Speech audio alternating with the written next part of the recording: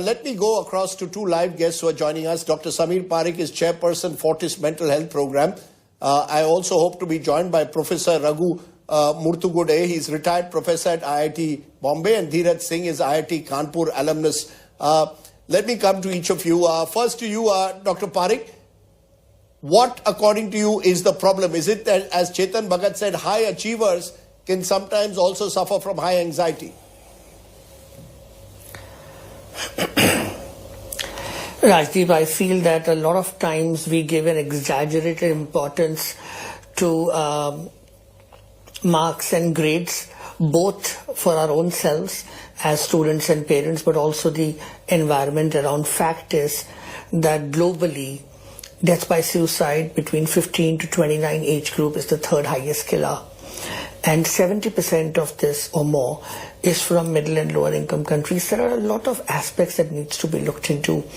Awareness, prevention, relationships, peer support, parent and relationship of these individuals, the environment at these But why would IITians do it? These institutes but I'm sorry to intervene, Dr. Parikh, but why would high achievers do it? You see, I can understand those who haven't achieved their goals getting anxious, but high achievers, these are IITians who've gone through a very tough JEE exam to get there. Does high achievement lead to high anxiety?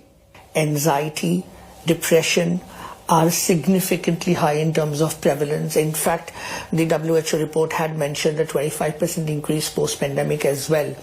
We look at achievers as to feeling that because they've achieved, they may not experience the other human emotions, which are also there. And these emotions can be related to peers, relationships, parents, finances, so many other aspects as well, and mental health issues as well. I think what we need to look at is one thing, before anything else comes to your mind when we talk about suicide, always say these two words together, suicide and prevention. Suicides are preventable, and that's why it should hurt us.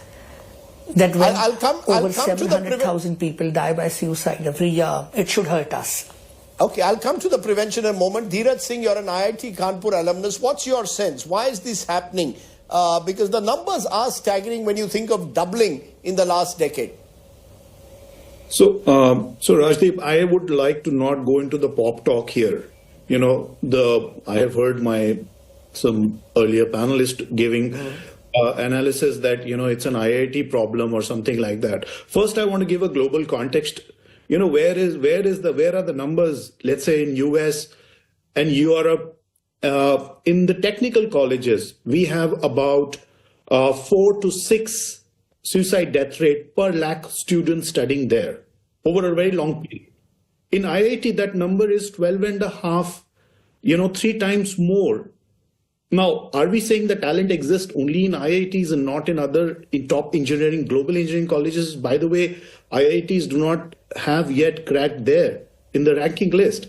So there is less suicide intensity in US, UK, Europe, but much higher suicide intensity in IITs, particularly if you see, Rajdeep, in 2004 when I graduated, there were 2 suicides in the year. In last year, 18 suicides happened. Academic pressure is the number one reason, 70 to 80% trigger, localized trigger, not the root cause, they're different, can be attributed to just academic pressure and the way the academic transaction is taking place in the IITs. And top 8 colleges have 80% of those incidents that you have reported, 150. Now today, including, it makes 151 suicides. Top 8 colleges. You're saying, you've said something very important. You're saying academic pressure is the top reason in IITs for death by suicide. Professor Raghu Murthugude, retired professor at IIT Bombay, is joining me. Professor Murthugude, your initial remark, what do you believe? Do you agree academic pressure is getting the better of students? It's complicated because I myself am an alumnus of IIT Bombay also, and I saw 2 suicides, one during my tenure at IIT, my stay at IIT, and one just after. and both were doing very well academically. And I have studied this a lot over time. Now I have a course on my channel called Climate and Human Evolution. Suicide is very difficult to understand even evolutionarily. Obviously, it's an impulsive action, and there are many trigger points which can, pressure points which can trigger the impulse.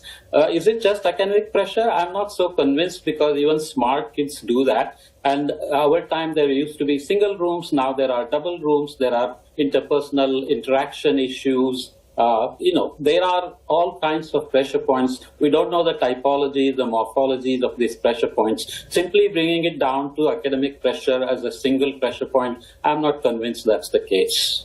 So what according to you, you're saying there is no one reason for it? Honestly, Yeah, we have to be, much more scientific about this. We are talking about the numbers over 20 years, and we have a larger population where suicides happen. Are we really statistically above the norm?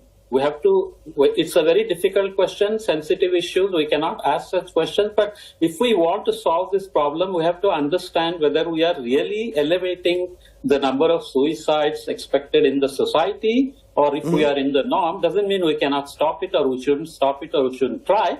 But once we have that baseline, then we have to start mapping the risk that students feel. And the most important thing in my mind is that students should feel completely free to express their anxieties. That may not be happening, that they are not getting a chance to say, I'm not feeling well. They feel pressure to act normal or ignore problems, and then it gets too late. So it's that ability to express. Dheeraj, you wanted to respond. Just to reiterate, 2005 to 14, 42 deaths on campus, 2015 to 25, 108. Go ahead, Dheeraj. 2 points, Rajdeep. One, I disagree with my respected professor, for reason being, the suicide death rate of the country in India as a whole is about 12 and a half. 12 and a half suicides per lakh population. The suicide death rate in IITs as a system together is roughly about 16 to 17 per lakh population. So you see, if you compare the resources, the budget and the resources, average IIT budget is roughly 10 lakh per student. Average country population per capita budget is 50,000 rupees. Now look at the poor, the system should have been much better. It is not. So certainly there is some problem. Now, whether we are going to slice and dice the problem here on this panel, I certainly agree that this is not the way. My only aim was to, go ahead. Complete, Dheeraj. I'm only trying to say, since 20 years, there has been no commission of inquiry to inquire why these 151 suicides took place. What is the reason? Who's accountable, and what is the way forward in terms of the remedy? Important point. Dr. Parikh, from your vantage point, if you were to offer any solution, what would you say? All the IITs are saying now they have counseling centers, mental health centers, but do you believe there's a solution out there? Yes, Rajdeep, there is a solution out there, and we all have to work together, and we all need to understand that when it comes to suicide prevention, mental health experts like me are just one small piece of it. All of us are in it together. You as media professionals also, because this conversation also is a step forward. But having said that, let me try and give you a bit of an overview of what we can and what we should be doing, starting from schools, mental health curriculum, media literacy, social skills, life skills, so that young people are able to learn how to cope up with pressures of life, and right from early ages to understand that a cross-section of life, which is marks in a particular grade or a particular semester, do not define who you are. In a 75-year longitudinal axis, that cross-section doesn't matter. If you're struggling, go reach out to someone, which means encourage help-seeking behavior. Because so you're saying it's who struggle with issues, especially to mental health, they don't reach help. Okay, so you're saying there has to be an institutionalized system that starts from school onwards. Professor Murthugude, let me give you a final word. Do you believe, as Dheeraj pointed out, there at least needs to be an inquiry? These numbers deserve greater attention.